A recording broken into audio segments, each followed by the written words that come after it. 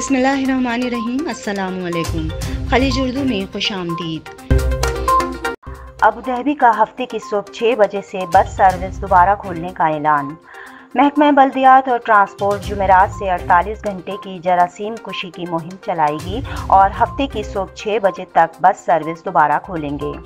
ये मुत्तहिदा अरब अमारात के ओहदेदारों की जानिब से कोरोना वायरस पर काबू पाने की कोशिशों का एक हिस्सा है। मुत्तहिदा अरब अमारात में कोरोना वायरस के नए केसेस और 4 अमवात का ऐलान। वजारत सेहत ने 91 नए मरीजों की सेहतियाबी की तस्दीक की है, जिसके बाद मुल्क में कोरोना वायरस से सेहतियाब मरीजों की तादाद 1637 हो गई है। वजारत सेहत ने 518 नए केसेस का भी ऐलान किया है, जिसके बाद मुल्क में कोरोना वायरस के कुल केसेस की तादाद 8756 हो गई है। वजारत सेहत ने 4 मरीजों की अमवात का भी जिक्र किया है, जिससे अमवात की तादाद 56 हो गई है। जबकि वजारत सेहत का ये भी कहना है कि नए केसेस का पता मजीद 29,000 टेस्ट के बाद पता चला।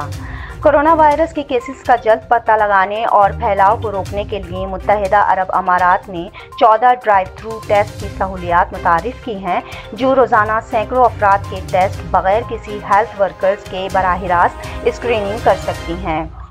वजारत सेहत ने जाँबहक अफराद के लवाहिकीन से दिली ताज़ियत का इजहार किया और आवाम से मुतालबा किया कि वो सेहत के हुक्काम के साथ ताउन करें और बिलखुसूस समाजी फासले और प्रोटोकॉल की तामील करें, ताकि उनकी सेहत को यकीनी बनाया जा सके।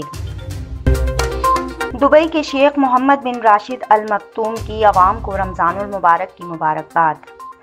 जुमेरात को मुत्तहिदा अरब अमारात के नायब सदर और वज़ीर आज़म और दुबई के हुक्मरान मोहम्मद बिन राशिद अल मक्तूम ने माह रमज़ान की मुबारकबाद पेश की।